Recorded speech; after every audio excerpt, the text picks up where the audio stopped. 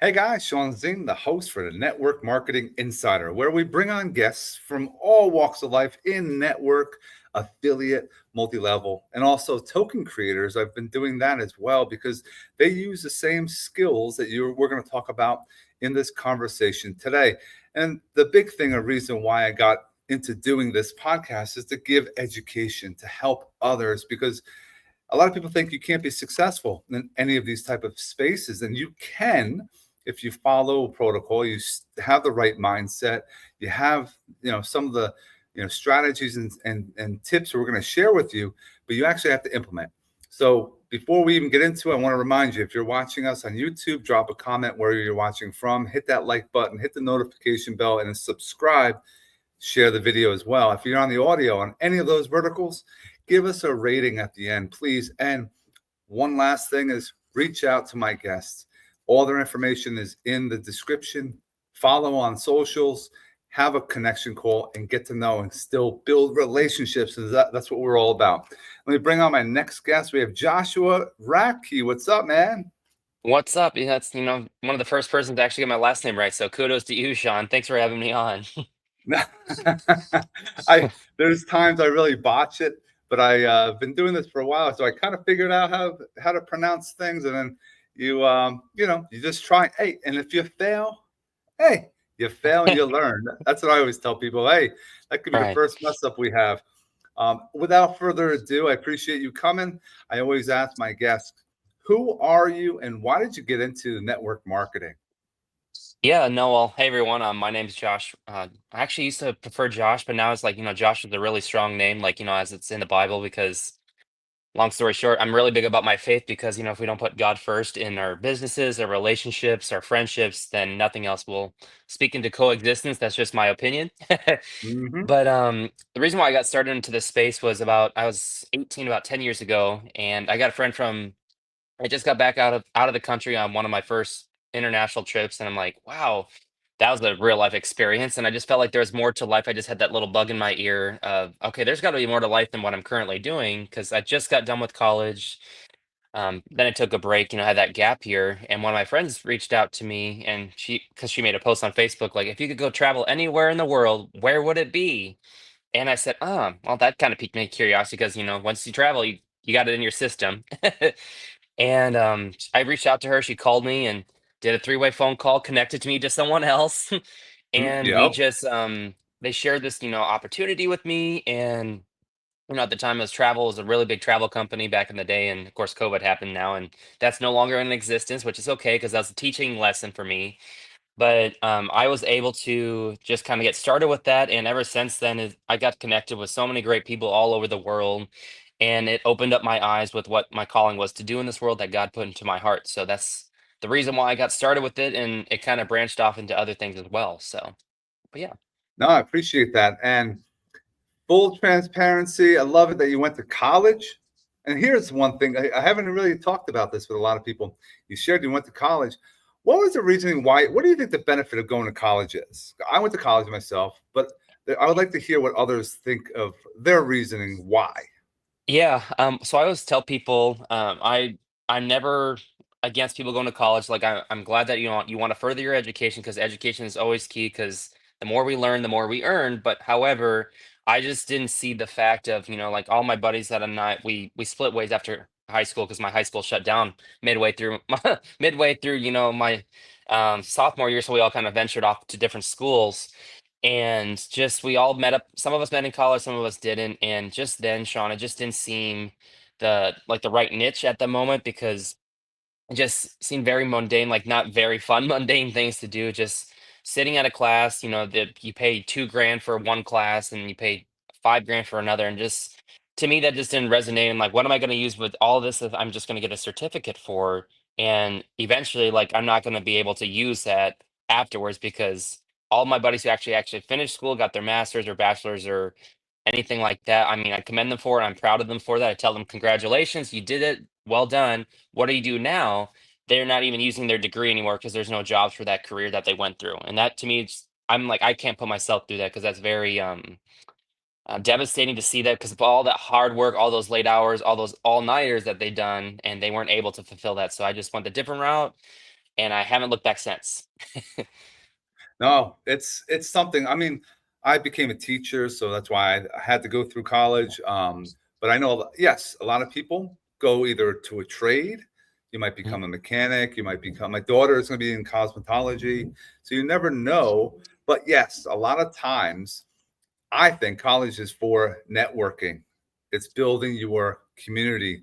The friendships you having in college are where you're going to make more money with. High school friends, you're probably not going to make money with, but the college friends, because they have similar mindset, that will allow you to be successful. But that's what I think. Picking back with, you know, building relationships. That's where you can get a lot more in if you go to college. But yeah, you spend a lot of money. It could be a waste. It could be a lot of debt you're going to have to incur and then pay off after you're done. But having a side hustle is no matter if you have a 9 to 5, having a side hustle can help you pay off things as well. So, how do you find time when you first started to lead generate, to find those opportunities? What were some of the ways you did it then? And then have you changed? Yeah, so first things first, just kind of like with what I did with that, because when you first started something with any career, with any job, with anything in life, full transparency, you're gonna suck at it. And I absolutely sucked at it. But then, with the right mentorship, they kind of like said, hey, just keep it simple, be real, be authentic, and just talk to people and connect with them.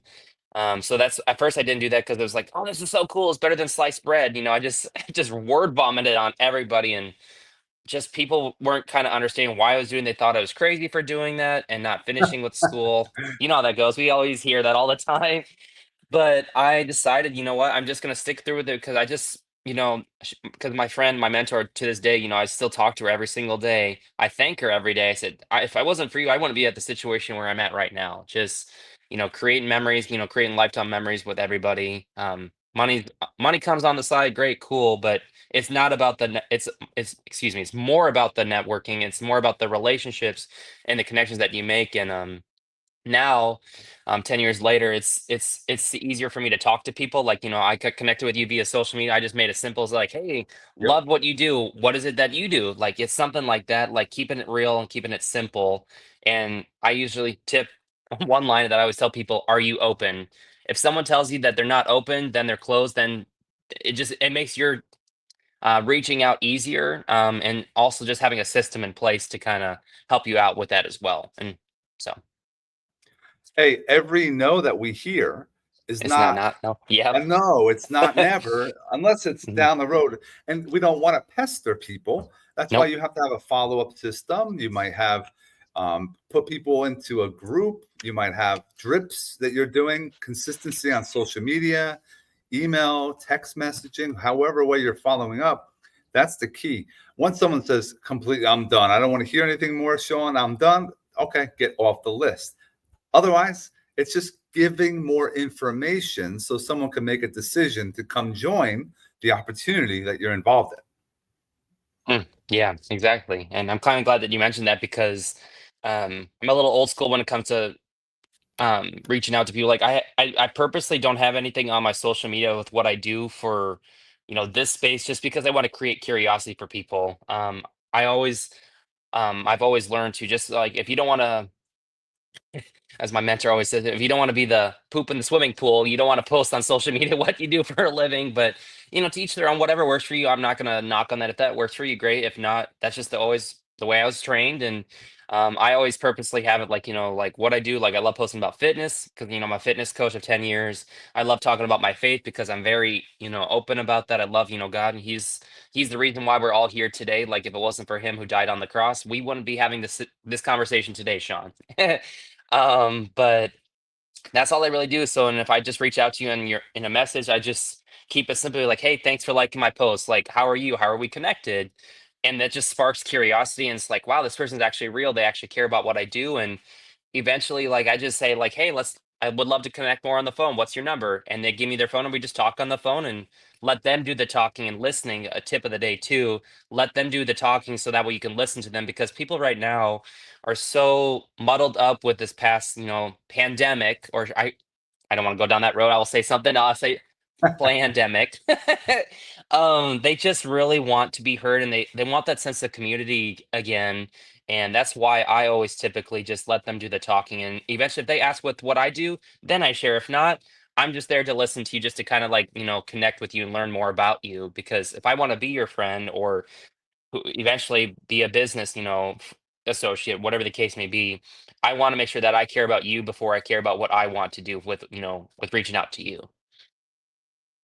So. I like that. And I agree.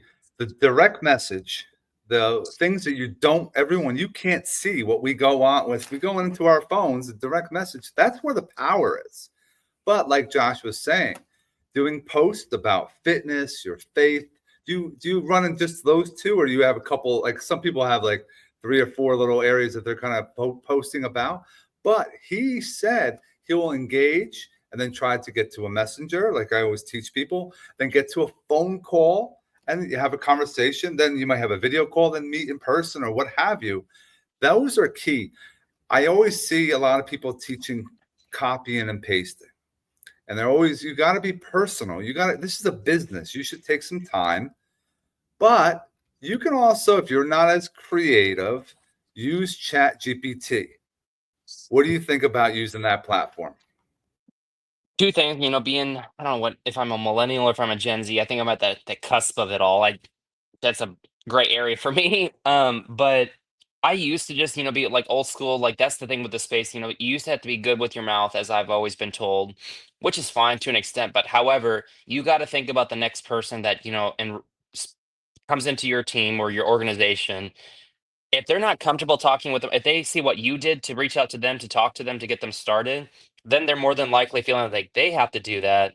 And that's not going to likely, work for them, because then they'll get upset, they'll quit, then they blame you for all their issues. That's a whole rabbit trail that you don't need to go down.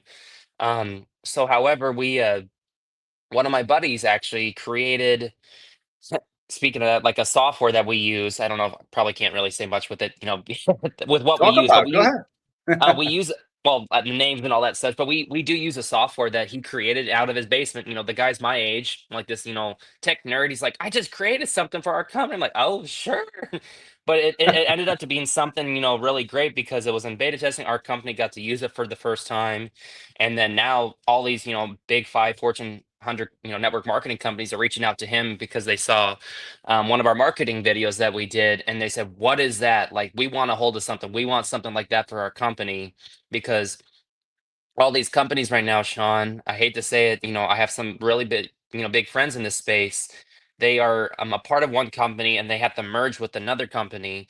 People don't know what's going on behind the scenes on that. And when a company merges like that, that means that that company that they're merging with, they're going out of business. B, they can't afford to pay their top income leaders.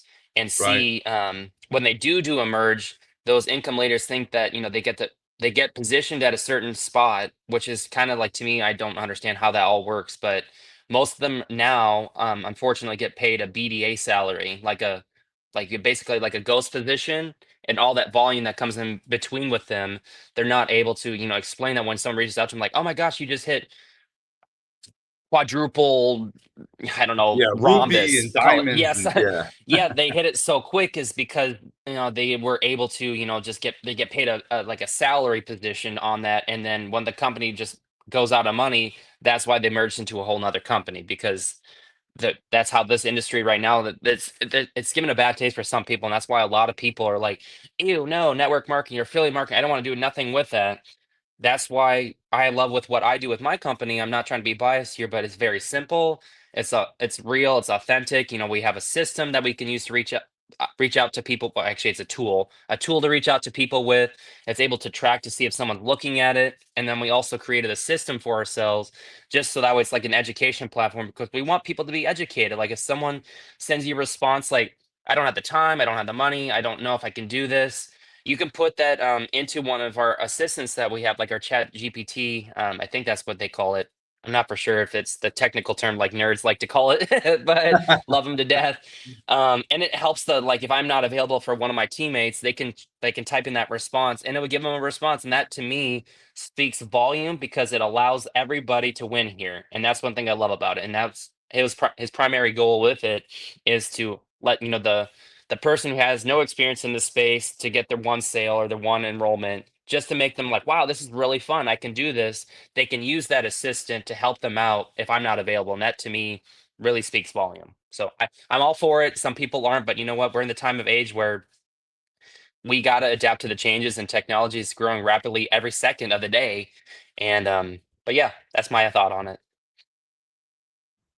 What do you think? How about a lot of people, and it's all about the education. Josh is Mhm, right. I like to educate people, teach people, so they know what's going on. But people give up so fast because mhm, they see, I guess the company paints a picture. Oh, you can have the house, you can have the car, the girl, the guy, whatever, and they feel like they can get to that point within a few weeks. When do you start hitting your stride, do you think? Is it 6 months, a year? I tell people you got to stick through for 1 year. And then after a year, if you can get whatever you put into it, that's fine. You learn something. If it costs you 500 bucks, you made 500 bucks, you didn't lose. You mhm. now learned that first year. Now go into the second year. The second year, now you're above that 500. You're at 5 grand now. You're very successful. It's going to take you some time to really get into a stride as well. What do you think? What's your So take?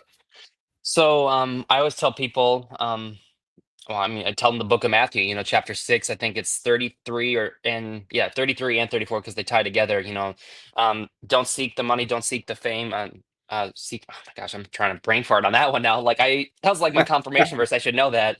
But basically it says, don't chase the money, don't chase the fame, seek first his kingdom and all his righteousness, and everything will be added. I say that to them because it tells them that yes, you can make money here, but there's no guarantees of income, but there's also no guarantees of life.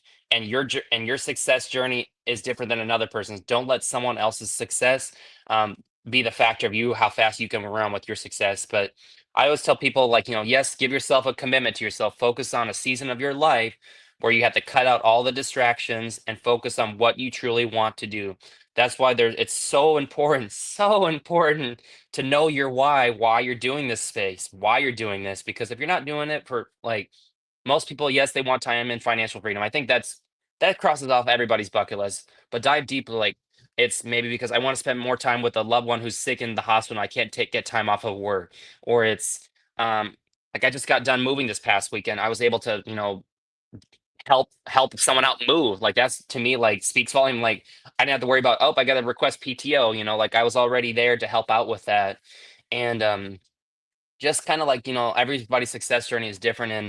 And I always tell people from one of my mentors, many years, we call him the Godfather because he's God first, business second, and then family. Well, God first, family, then business. Excuse me, don't want to get that wrong for him.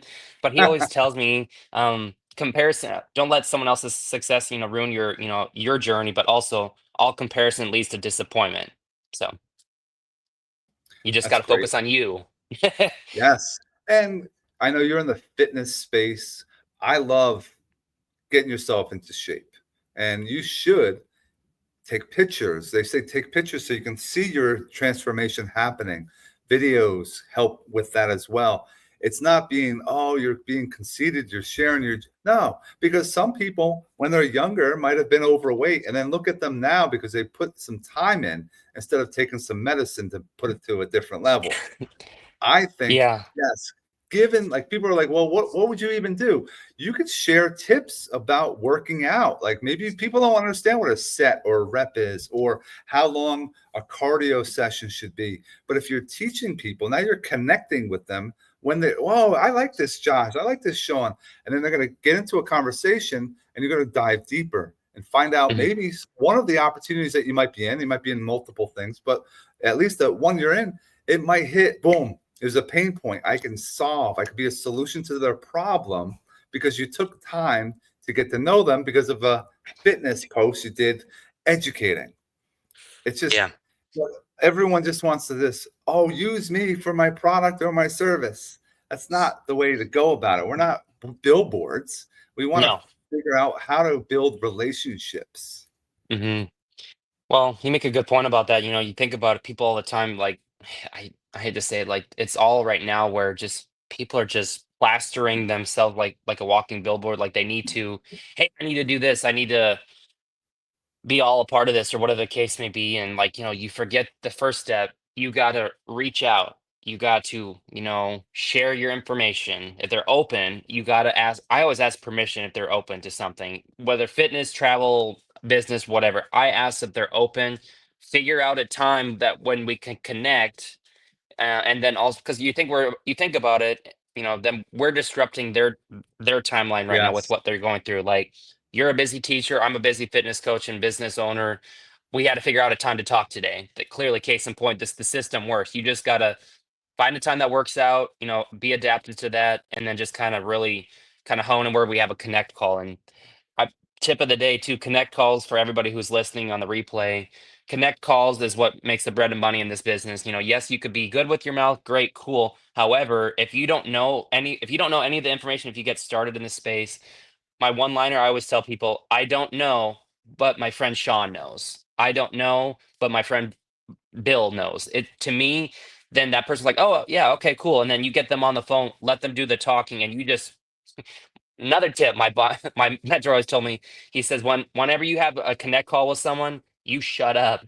Let them do the talking because if you start talking, that's disrespectful not only to your friend that you're trying to, share some information with, but also to the person that you asked for a connect call to be on because they're the expert. If you're talking all the time, like that person just they don't need to be on the phone, they just hang up. Like out of respect for them. So and just yeah, no, that's a one thing I've always been learning over time. That gets better over time, by the way. Not everything is perfect. I've learned in this space. You just got to slowly but surely kind of do what's right for yourself, but also just make sure that you're, following the steps. If you just stay plugged in, stay consistent. I always tell people think of a bison. A bison is one of an animals that's known, like in the state of Kansas here, that they are formerly known for like the persistency to like the extreme cold, the extreme heat. They're always on the go, Mhm. like wherever they're at, and that to me just kind of you wouldn't think about comparing yourself to an animal, but just be like a bison. Be prepared. Be whatever adapts. Because champions always adjust. Quitters quit and winners win, and we just can't, let it define us. We let it refine us. So, mhm. I like that. I want to continue down this connection call. I do this. I've been doing that for many years now. And connection calls, a lot of people should understand this. When you're calling someone, you're not trying to sell your product or service. Like I'm not going to call Josh today and I'm gonna close him. No, my goal into a connection call is get to know them, but also try to buy brain cells so that when Josh is around his family, his coworkers or friends outside of work, and something comes up because I put a little bug in his ear about my product that might serve someone else, not the person you're talking to, then you now have a secret sales agent on your behalf that is going to help you because you just helped yourself by buying brain cells because you're here to help others first. So if you're going to close someone that first call, it's never going to happen. You're going to hurt yourself. But most of the time I find out, I go deeper and find out, oh, I got a guy or I got a girl for this and recommend others. And in your circle, everyone's doing that. You might not get to sell right now, but you have them in your web.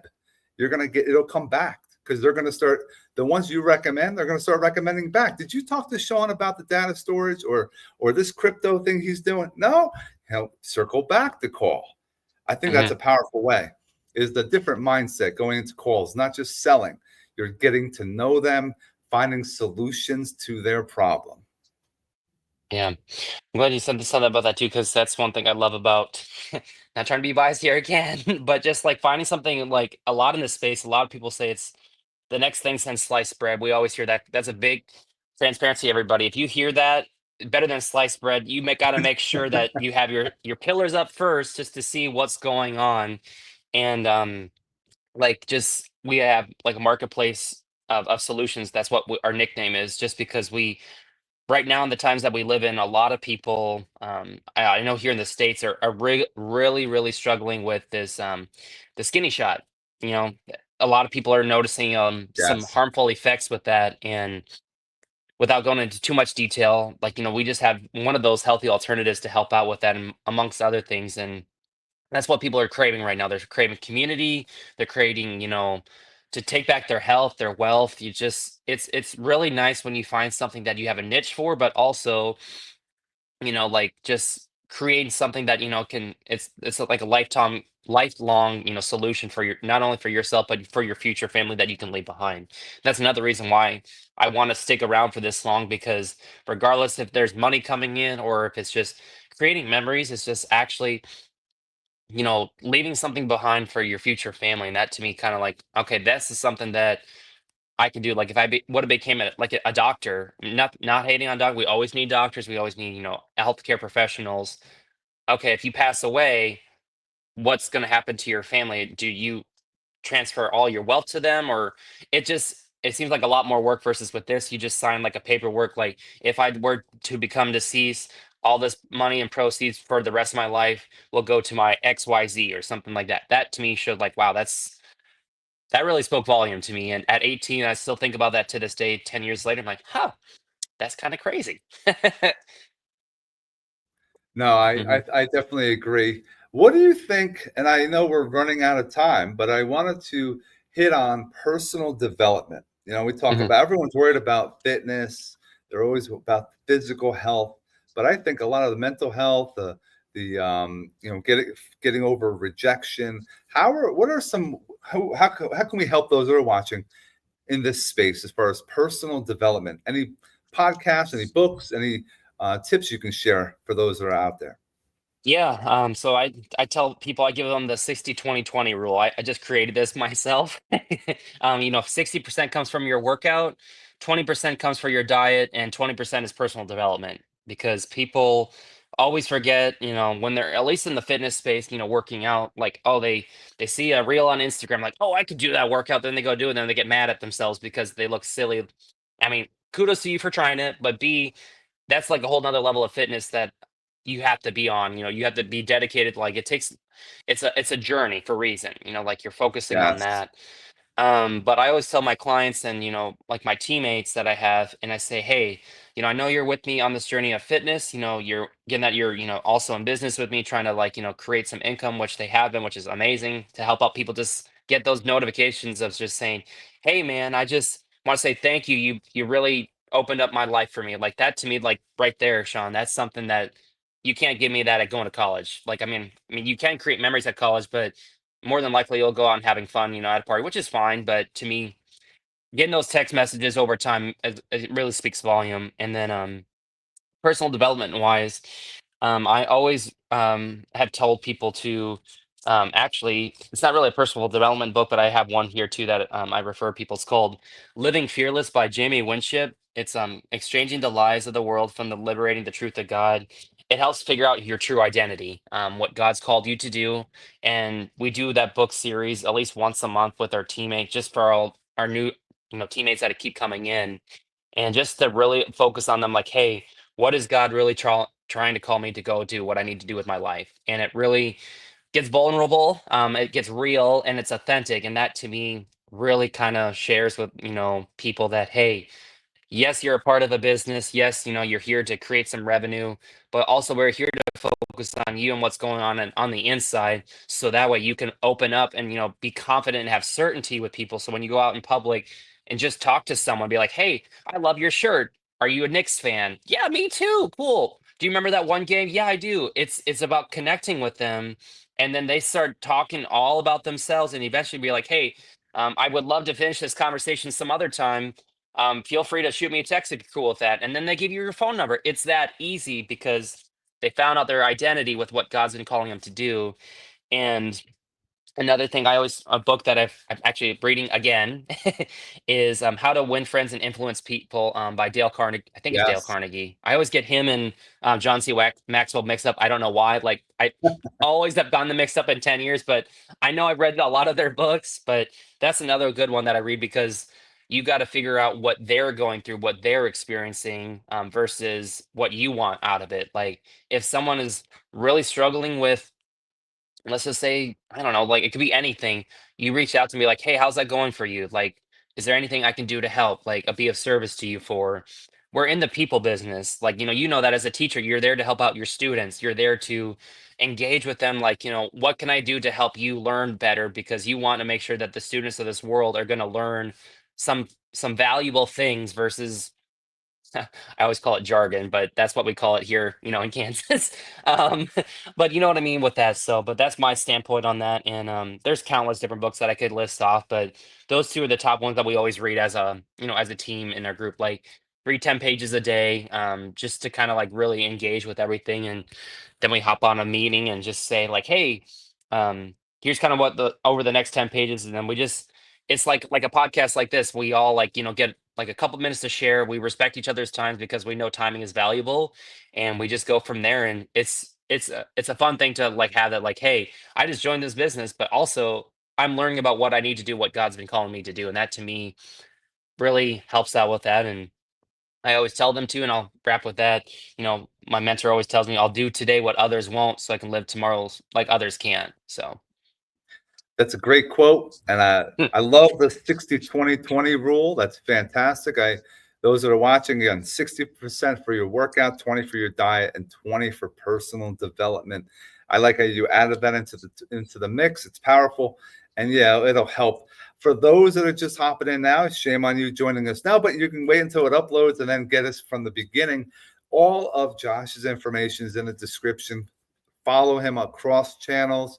Make sure you reach out, have a connection call with him, see what he's doing, go deeper, find out if it's a fit for you. If it's not fit for you, it might be a fit for a friend. That's what we're hoping for, is having a conversation and continuing helping others.